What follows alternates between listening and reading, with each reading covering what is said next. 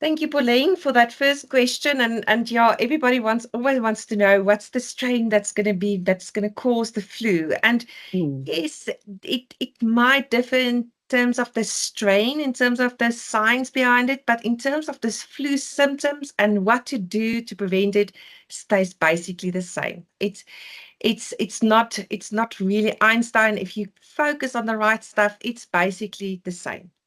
That's how I'm Oh. gonna I'm gonna answer this question. So people don't have to worry about the strains and whatever. So just focus on how to prevent it and look after yourself. Mm. So why is it important to take early flu symptoms seriously? So Piling, maybe I must start off with what is the symptoms and what's the difference Mm. between flu and a common cold, because people sometimes get confused with that. Mhm. And we Mhm. we always get this saying in the clinic when the patients come in, they say, I've got a bit of a flu, I think. So you will Mm. know if you have flu. Flu is sudden onset. You suddenly, the morning when you wake up, you're absolutely perfectly fine. And then all of a sudden, over lunch or whatever, you really start to feel bad. You've got a headache, you've got body aches, you've got a high fever, you start to Mhm. cough, you've got a runny nose. So it's a sudden onset. In the moment when you can identify that in terms of the symptoms of a flu, you actually know now you have to get home and get into bed so that you prevent other people of getting sick. And also that you don't get secondary infections and get more sick than you actually would have if you just get into bed. That's basically why you have to understand what's the Yeah. symptoms and quickly act on it. But most people don't actually feel the need to rest because there's I've got this thing of it's just flu.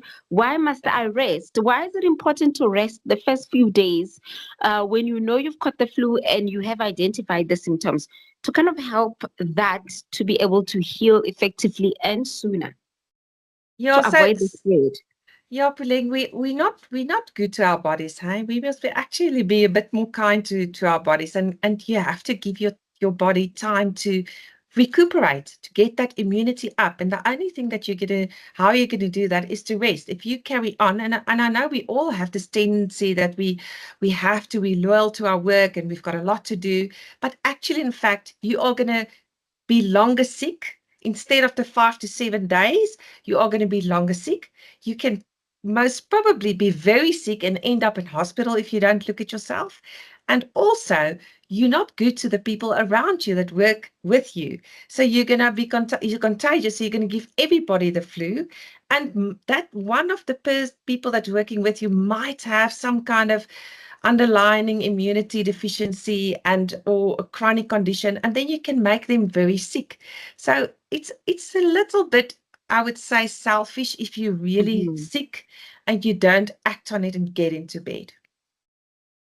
Mm.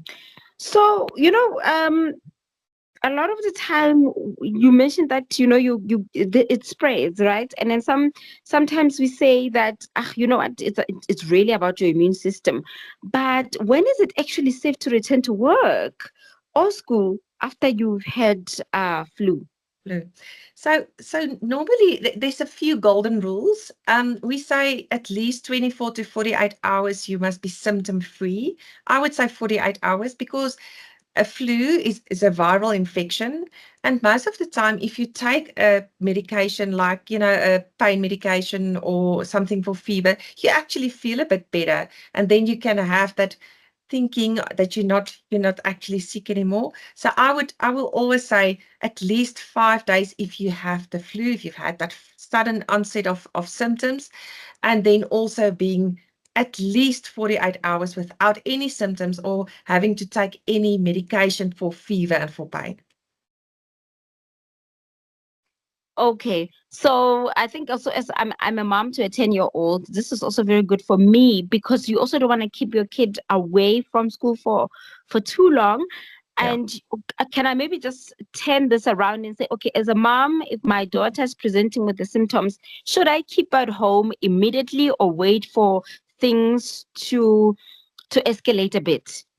So Pauline, again, if your daughter, she is absolutely fine and almost like saying, Mom, I'm fine. And then all of a sudden I didn't feel well.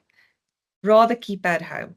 I mean, luckily we've got all these means of the big C. We can do everything online, and then she can phone a friend for the homework. It's better to keep her home in bed, lots of nice fruit and vegetables, and rehydrate, put the fluids in, but keep her at home. Better for her and for you. And this one, I think it's for every granny, every mom, every teacher, or just everyone who's always believed in home remedies. Are they just as effective as if I go to a doctor and take a shot? So I would not put it in the same bracket. It's good to get the flu shot, because the flu shot covers you for the very serious strains in the flu virus. Remember, there's a lot of strains in the flu, but that falls within the flu viral infection.